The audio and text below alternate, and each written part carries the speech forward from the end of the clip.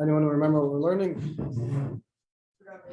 Oh, we finished very good. Yeah, we finished Kibbutz Avim last week, and then we started from. No, you're right. We finished not last week. Sorry, this Monday.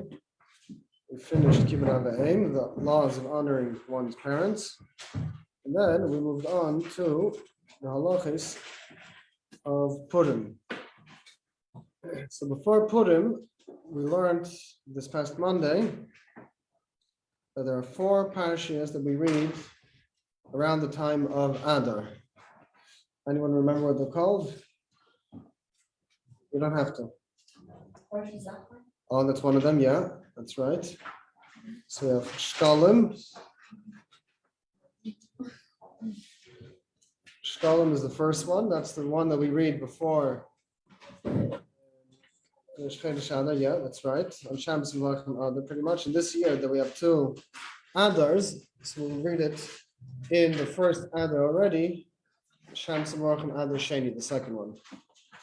Then, as was mentioned, we begin reading. Thank you. Then we begin reading Parshas Zachar. Then we have Parshas Chodesh. Then Parshas Pada. So we have 4: Shkalim, Zachar, Chodesh, and Pada. Okay. You don't need to remember. Just when you go to shul and you see that there's a different pasha, you should know that this is the custom.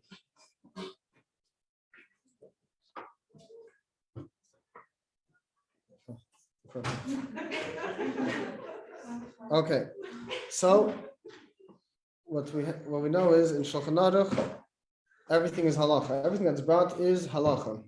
So we learned this past Monday that Adar Marbim B'Simcha, right? We're holding Simon Kuf Mem Aleph, chapter 141, which is page 964. In English, 965. So the first halacha when it comes to Hilchis Megillah, the laws of the Megillah, is Mishenichnas Adar, as Adar comes in. The halacha is Marbim B'Simcha, we increase in joy.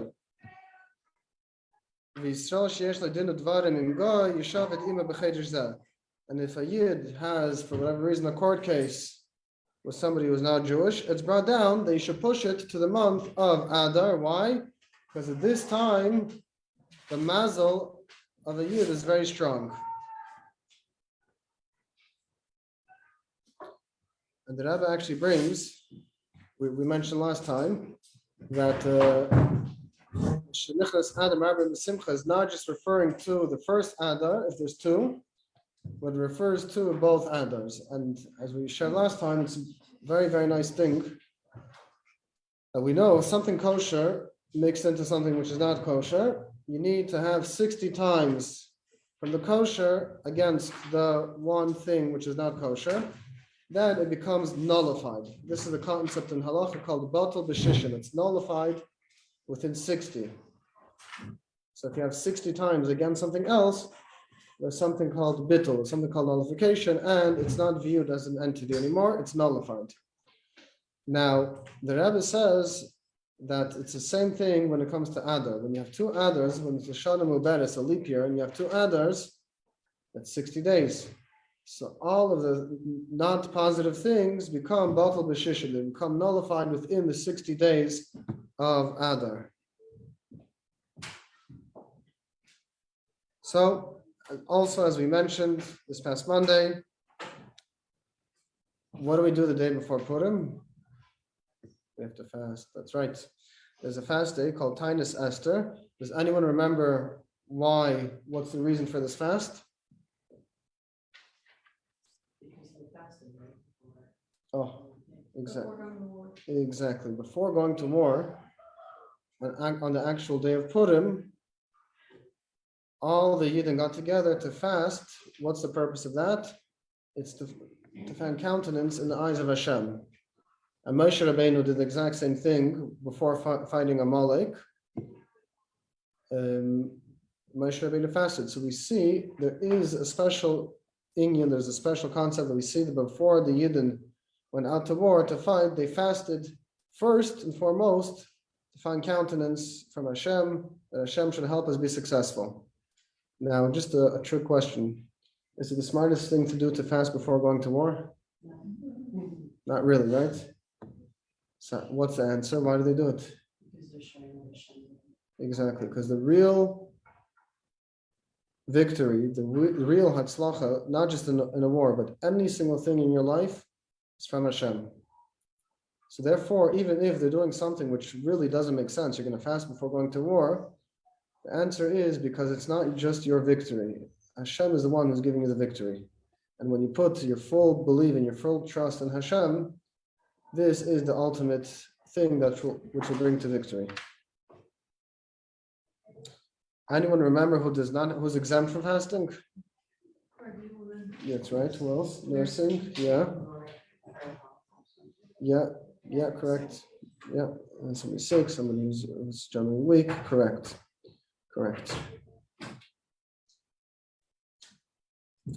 Now, what happens if Purim falls out on Sunday? You would fast on Thursday. Why Thursday? Why not Shabbos? Why not Friday? Because you don't want to go into Shabbos exhausted. Exactly. You don't go into Shabbos from after fasting. So why can't you fast on Shabbos? Shabbos trumps everything. Yeah. Oh, that's right. Exactly.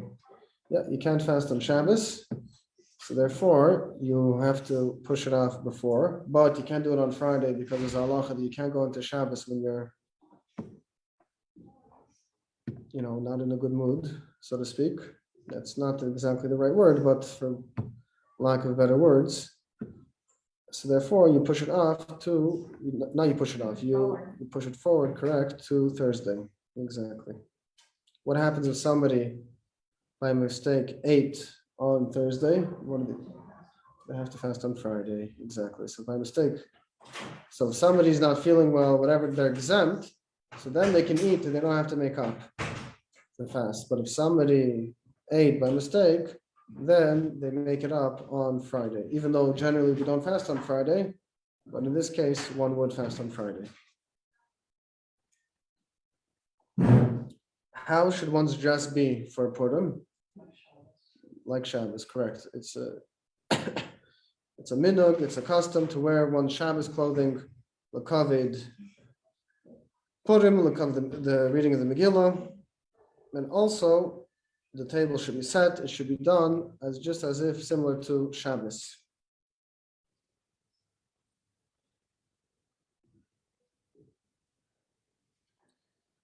What do we do before Purim? There's a custom that we give something. What do we give? Half a shekel, correct. We don't have a shkalim today. And Eretz Yisrael, that shekel is not the shekel that it's talking about in the Chumash, in the halacha. So what do? You have $1, correct, because we're not fulfilling the actual mitzvah of machzis a shekel, half a shekel. Rather, what we're doing, it's called a zeicher. It's remembrance. We're commemorating this mitzvah, so we shouldn't forget about it. Therefore, the minhag, the custom, the halacha is that one gives a half of $1, or whichever country you're in, that current currency in that current time, and it should be one coin. It shouldn't be a bill. It shouldn't be a few coins. It should be one coin of half of $1 of that current currency. Different country, different currency. So €1, one whatever it is. Does a child need to give machzis a shekel, the half a shekel? No. Oh, so a child doesn't need to, and if the father did it, then the father has to continue until the child reaches the age where they fulfill mitzvahs on their own. What do we add into the davening of Purim? Al Hanissim. Now, what happens if you forgot to say Al Hanissim? Oh, let's see. Over here, halacha vav, in the 6th halacha, page 968, 969, it says over here, Ayin le'il simin kufla metas se'if chaf aleph. See chapter 139, the 21st halacha. So let's see what it says over there. It's a test because we learned it by Chanukah, if anyone remembers. Oh, so let's read it inside. Chapter 139, which is page 960. Kol Shmeinis Yemei Chanukah Eimnim B'Shmena Esrei Al Hanisim, just like we read by Purim. So the entire 8 days of Hanukkah, we say Al Hanisim. V'im Shachach V'lo Yamare, if somebody forgot it and they did not say it, so Im Yizkir Kedim She'am Es Hashem V'Berachas Atayv Shimcha V'Cholu Chayzer Maschel Al Hanisim. So if we remember that by the place we say Al Hanisim, it's right before we recite a bracha, a blessing. So if you remembered that you forgot to say Al Hanisim before you began saying the next blessing, you go back to say Al Hanisim. But if you already said the next blessing and you said Hashem's name, you finish off the blessing and you do not go back. Yeah, so very simple. You're davening, you came to the place where you're supposed to say Al Hanisim, you forgot. It happens. You continued a little bit. So if you said by the next blessing, Baruch Atah, but you did not say Hashem's name yet, you go back to say Al Hanisim. If you already said Hashem's name, you continue, you don't go back. Simple as that. Okay, back to page 968 or 969, the 7th halacha. Okay, this is where we left off. Chayav kol adam ben ish ben isha l'shmei kriyas Megillah b'layla u'vayayim. The mitzvah of reading the Megillah or of hearing the Megillah applies to both men and ladies.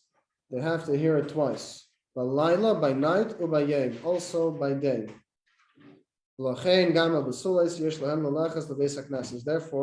even a girl who's not married yet also should go to shul to hear the Megillah. But if for whatever reason they cannot make it to shul, so what do? Very simple. You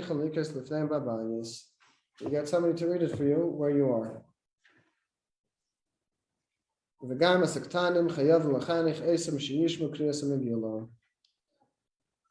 There's also a special mitzvah of chinuch. We know that anyone who's under bar mitzvah or bas mitzvah, for a boy 13 and older, for a girl 12 and older, they don't have an obligation to fulfill mitzvahs. They're too young, right? Up until bas mitzvah, up until bar mitzvah, one is not obligated to mitzvahs, but there's a separate mitzvah on the parents of chinuch. Chinuch means to educate your child in mitzvahs. Not just educate. Educate's not the perfect word. To accustom your children to mitzvahs, it's however you're going to put it in English, but there's a mitzvah on the parents to teach the mitzvahs that eventually they're going to be doing. So therefore, when it comes to the mitzvah of Megillah, there's a mitzvah on the parents to be mechanech, to teach the children to hear the Megillah. So you also bring them to shul. But there's an exception to that.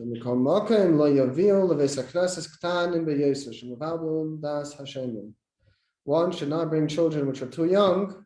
Why not? They make noise, they're going to disturb, and you're not going to hear the Megillah. So this is, in general, a very important point. On one hand, there's a strong mitzvah to do it.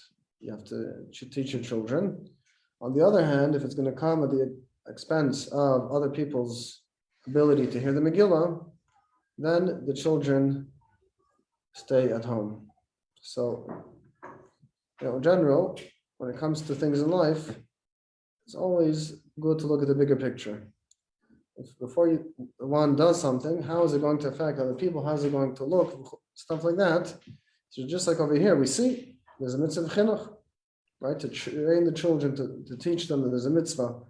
But nevertheless, it can be done on the expense of the other people in shul. Ches, the 8th halacha. Megillah shalayla, the Megillah that we read by night. Aser likres kedem tzeisakei chavim. We may not read it before nightfall. Af al pi shemitztar habe machmas ataymus. So we have to remember, we're going into Purim after a fast, and you want to eat. But usually you don't eat before doing a mitzvah. So even if it's hard for somebody, we don't read the Megillah earlier because of that. But what could you do if it's really hard? Megillah to taste, something before the Megillah, kicking coffee to drink some coffee beforehand, to gain strength a little bit from the weakness that one had by the tinus. So in general, we don't eat, but to taste something, to have a coffee, if it's really hard for somebody, they really can't do it, this is acceptable. Test, the 9th halacha. Mitzvah min ha-muvcher l'shmeya sa-megillah beveis ha-knesses b'makim sheyesh reiv anoshim mishum de b'rav am hadras melech. This is a very big concept in halacha. There's a special mitzvah. If you have the ability to do a mitzvah with less people, or you have the ability to do the same mitzvah with more people, that all people are involved in the mitzvah, there's a special mitzvah to do it with more people. Why is that? Because there's a concept, there's a halacha called that Bereiv Am, that when there's a lot of people, Hadras Melech. This is beauty for the king. This is honoring the king Hashem in a much better way, right? If you can make, let's say, a minyan, right? Let's say you have a minyan, but you have 10 people, or you're going to have a minyan of 50 people. There's a special mitzvah to join those, unless I'm saying, obviously, a minyan is 10 men, but if somebody has a choice to join a minyan of 10 men, they're going to be the 11th, so it's not coming at the cost of the minyan, or they can join the one with 50 people. There's a special mitzvah, B'reiv Am Hadras Melech. When you praise Hashem, or you do a mitzvah with more people, this brings much more honor and glory to Hashem, so this is preferred. The same thing is when one is making a bris for the child, you try to do it at a time where more people can come, because when everyone is coming for the sake of the purpose of the mitzvah, this brings much more honor. Wow, look, everyone's coming to celebrate the mitzvah which is being done. So it's exact same concept over here, that it's a mitzvah and a muvcher. The best way to fulfill the mitzvah is to hear the Megillah in a shul where you have most people. So you're very lucky, because 770 is down the block. And I don't think there's many. I don't think you can get better than that when it comes to this halacha. If you're not able to do that, let's say you're at home and there's a shul, there's a Chabad house, or there's a shul, whatever it is. So l'chol hapachas yishtad l'shma esa b'minyan asara. You should at least go to hear it in a place where there's a minyan. Let's say you're on shlichus, you're wherever you are, and there's really no minyan, right? Happens to people sometimes. One should read the Megillah from a Megillah Ksheira, from a kosher Megillah, with the blessings beforehand. If one person only knows how to read it, and the rest don't know how to read it, Yikra as Zar Sheyedeya. The one who knows how to read it should read it for everyone else. They listen to the one reading it, and they fulfill their obligation. Even though there's no minyan. The blessing which comes after the Megillah, you only make the blessing when you have 10 people, when you have a minyan.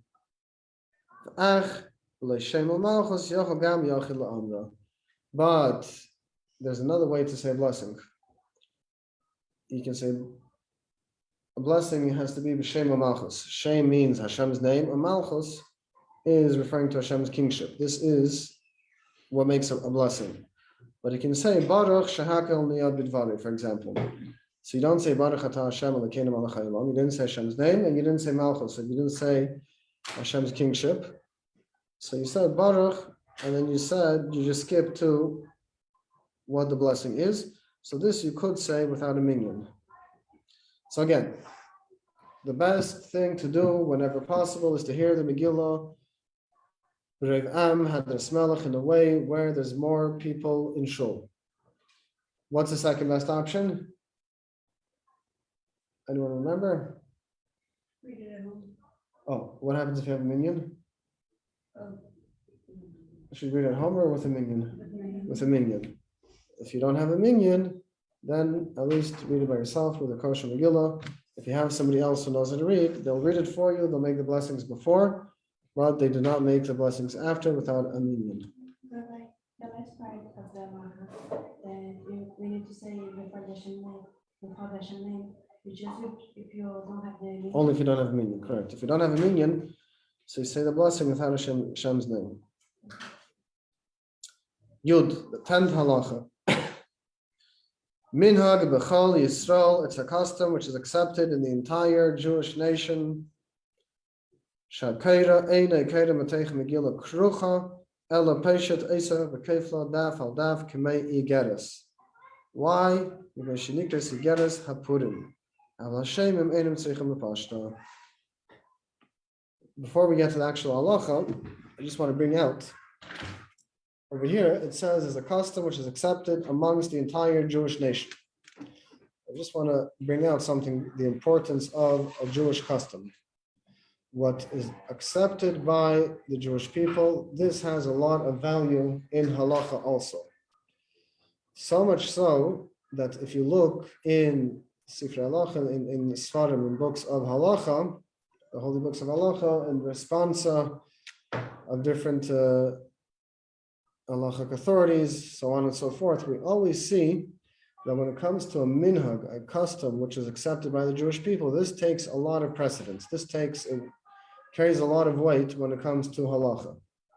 So over here, minhag b'chol Yisrael, it's a custom amongst the entire Jewish nation that you read the Megillah not when it's rolled up. We don't do that. Rather, what's the proper way of doing it? You completely roll it out and you fold it like a letter. Because the Megillah is called Igeres HaPurim. Igeres, the letter of Purim. And the letter, you usually read it when it's folded, right? You fold the page, and you unfold it when you open it. It's the same idea when it comes to the Megillah. There's such a custom, it's called Igeres HaPurim, the letter of Purim. And therefore, there's such a custom not to read it rolled, rather it should be folded.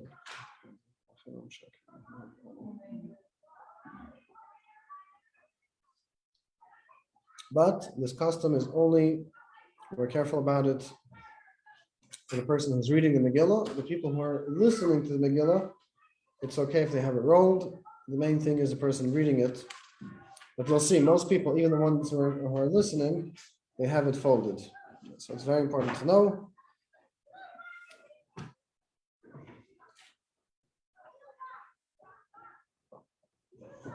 Yud Aleph, the 11th halacha. Akeiras, a Megillah, one who reads the Megillah, Bein Bayem, Bein Balayla, Mevarech, Lefarneha, Shalosh Brachis, Al Mikra Megillah, She'asanisim, V'Shehechiyanu. So before the Megillah is recited, you're coming to a shul, right? You just have a Ma'ariv, or you're after Shachris, and they're about to read the Megillah. So you're going to listen out.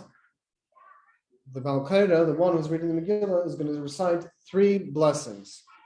They're going to make a blessing, Asher Kiddushanu b'mitzvesa v'tzivanu al mikra Megillah, thanking Hashem for giving us the mitzvah for reading the Megillah.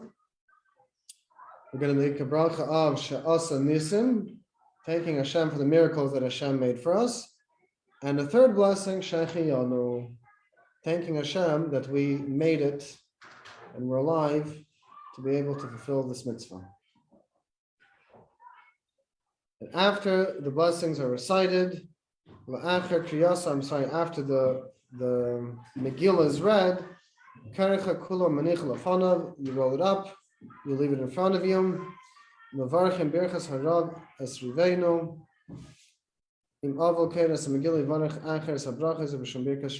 somebody is in mourning, then somebody else should perform the blessing for them.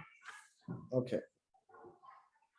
Now this is important. Yud Beis, the 12th halacha. When it comes to the day, right? We read the Megillah twice on Purim. The first is by night, the second is by day. This is important to have in mind. Usually they announce it before the reading, but you should know in advance what they're going to be announcing, so you'll be prepared. Yechavnu gam al mitzvahs mishloach manos umatanos lavyenim useudas Purim.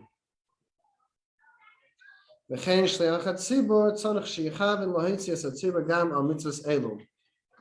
What are the three extra mitzvahs that we have on Purim besides for reading the Megillah? Who remembers?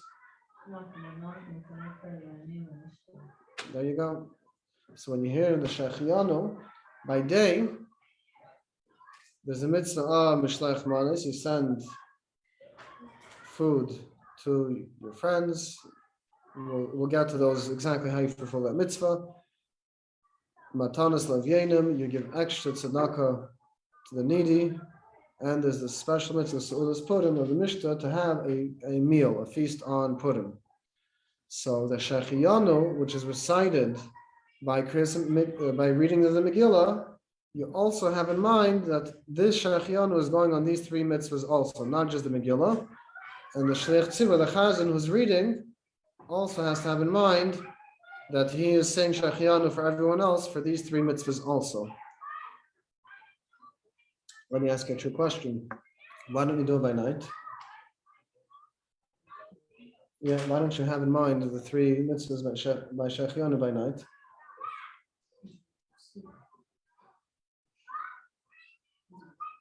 Huh? Exactly. Oh, that's the answer. Because the mitzvah is by day. All these three mitzvahs are not by night.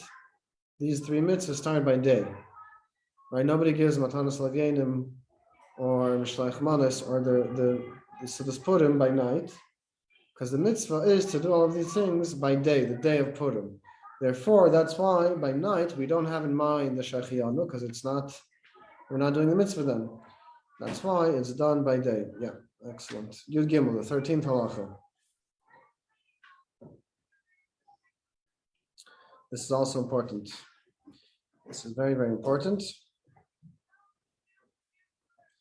Hakeidas, the Megillah, the person who is reading the Megillah for everyone. Tzarich, Lachavin, Lahaitzik, Eskol, Hashemim. The one who's reading the Megillah has to have kavana, has to have in mind that he's helping everyone fulfill, he's reading for everyone to fulfill their obligation.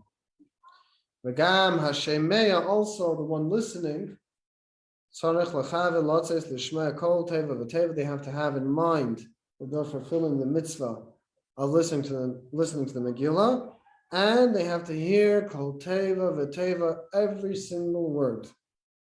It's hard, right? You can space out sometimes. Oh, very good. It's very hard. Yes, it is. Yeah, it is. Shafilu Rak Teva Achas Leshama Eina Yetza. If somebody even missed one word, they didn't fulfill the mitzvah, the obligation. So we'll see. We'll speak in a second how to. It's not easy. Yeah, maybe. Therefore, the one who's reading it for everyone else has to be very careful. The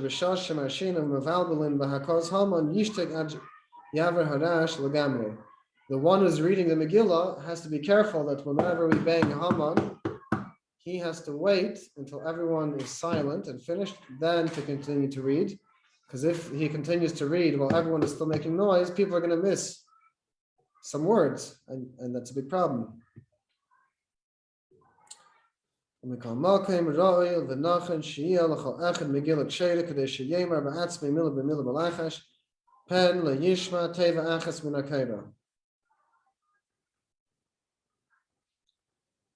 therefore, what's the best advice? Is to have your own Megillah. And if you miss something, you can read it and catch up on your own.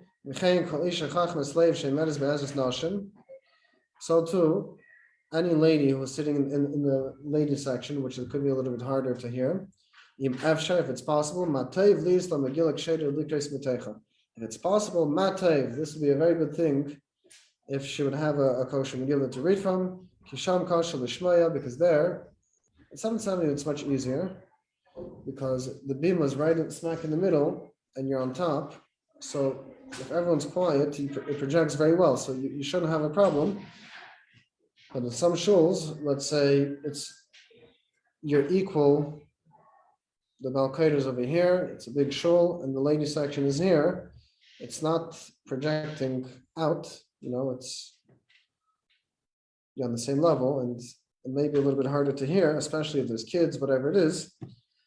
But the custom is no ladies bringing Megillah to shul. I've never seen such a thing. So it's a nice thing in theory, but it's not really done. And being that they have the same mitzvah, so it's a good thing to do. Now, how do you fulfill the mitzvah? That's very hard. What makes a kosher Megillah? Oh, very good question. How much like you do in English Oh, very good question. Let me see if it's going to read inside.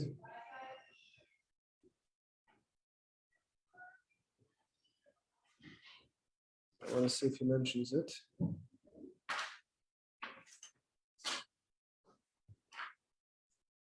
One second.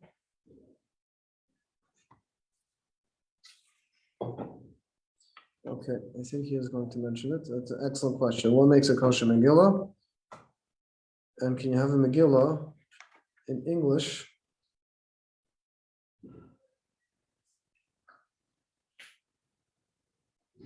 If you can have a Megillah in English or Lashon HaKodesh, we'll discuss it. It's a very, very good question.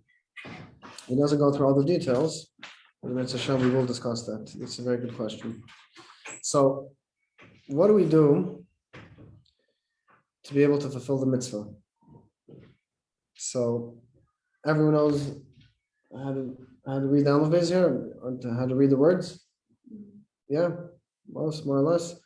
Okay, so what you do is, as long as you're able to follow along in general, meaning you can theoretically space out, you're thinking about other things, but at the end of the day, if you're processing what the chazan is saying and your eyes are following along inside, this is still considered okay.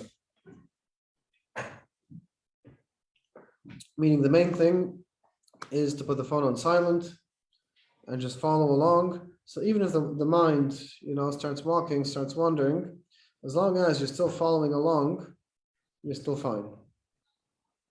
So it's probably the hardest mitzvah. Midrabanan, the hardest rabbinic mitzvah. It's a very special mitzvah. So that's what it is. Yudalid. The 14th halacha, Hakedet Tzarech Sheyemer Saseres Bnei Haman, V'gam Teres Tevas Aseres Hakel B'Neshima Achas L'Heidia Shukolam Nergu B'Nislu Ke'echad. The one who's reading the Megillah has to say Aseres Bnei Haman,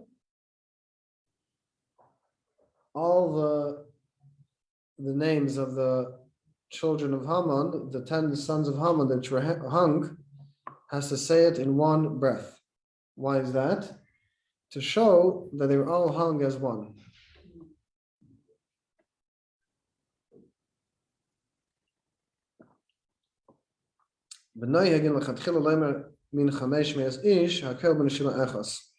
Also, there's another section in the Megillah which the custom is to say it all in one breath, but again, this is all for the one reading it.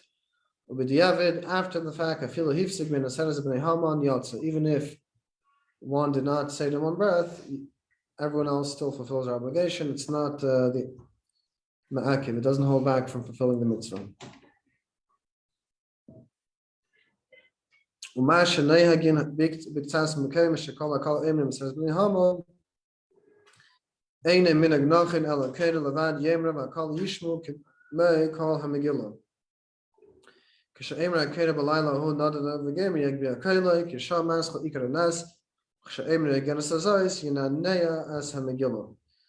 Kitzur Shulchan Aruch writes that there's a custom that some people actually say the names of Aseres Bnei Haman, the 10 sons of Haman, and he says it's not a good thing because we want to hear from the Balkaira.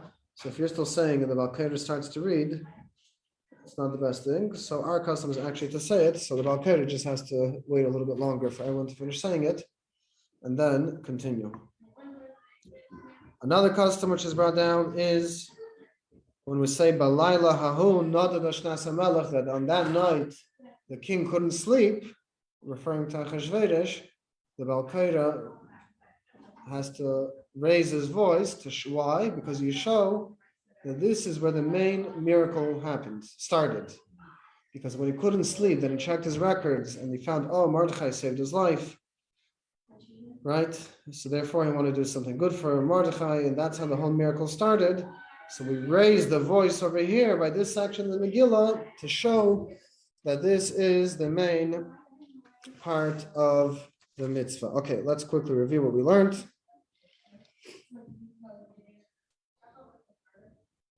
Who needs to hear the Megillah? Everyone. That's, yeah, as simple as that. Everyone. Men, ladies. What about children?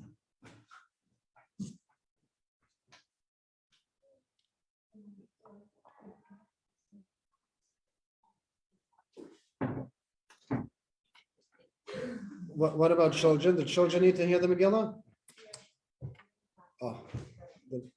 The parents should bring the children to hear the Megillah, because it's a special mitzvah of chinuch to teach them how to perform the mitzvahs.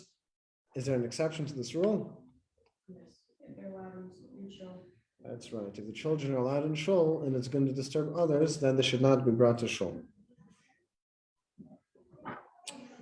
If somebody is having a hard time with a fast, can you read the Megillah earlier? No. What do? Yeah, you can taste something right before, have a coffee, something small. That's allowed. If a person really needs it. If I have the option to hear the Megillah in 770 in a smaller shul or by myself, what's the best way, starting from the best, second best, and third? 770. 770, yeah. Why? Because you need more people. Oh, exactly. The more people which are involved in doing one mitzvah, this is a better way of doing it. What's the second thing? Small shul. In the smaller shul, and that's the third option. By yourself. By yourself, correct. Now, the bracha is beforehand. You always say, even if you're reading it by yourself, what about the blessings after? Only if you have a minyan. So what could you do? Say it without Hashem's name. Correct. What is the custom which is accepted amongst everyone? How should the Megillah be? It should be folded and not rolled. Correct. How about those who are listening to the Megillah? If they have their own Megillah, should they also be careful to fold it? No, they don't have to be correct. But if you look around, you'll see that most people still do it. So that's also part of the custom, even though it's not a must. Oh, this is a tricky one. Who remembers which three blessings we make before reading the Megillah, both by day and by night?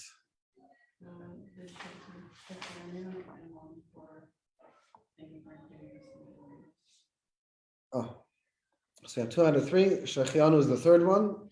Shechianu is we're thanking Hashem that we made it. We're alive to fulfill this mitzvah. That's the third blessing. The second blessing is She'asa Nisim. We're thanking Hashem for the original miracle that was done. And the first She'asa Nisim, and the first blessing which we recite is Al Mikra Megillah, for the actual mitzvah of reading the Megillah itself.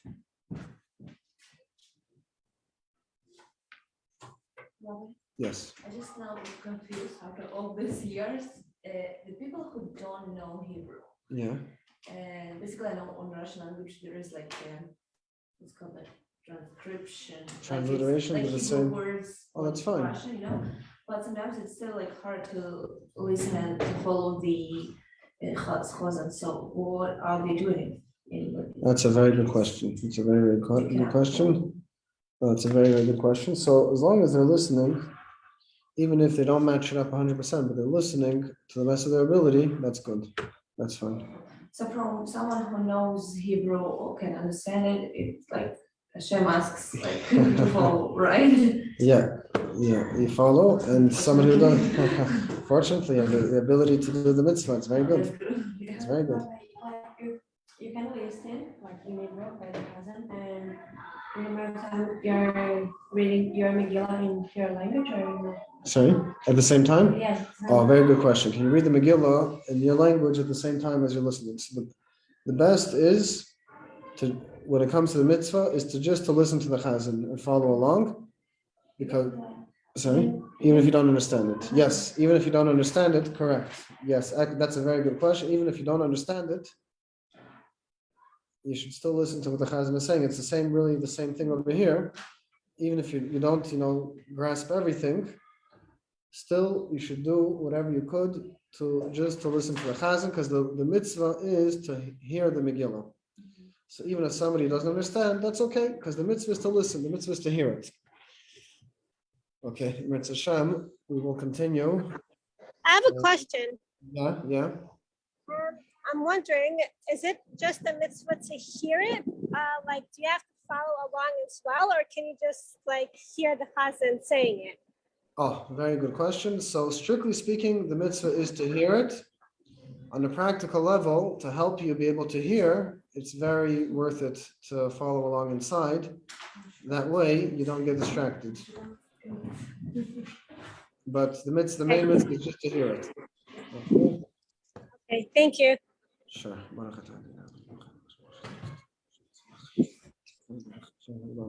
Okay, as Hashem will continue.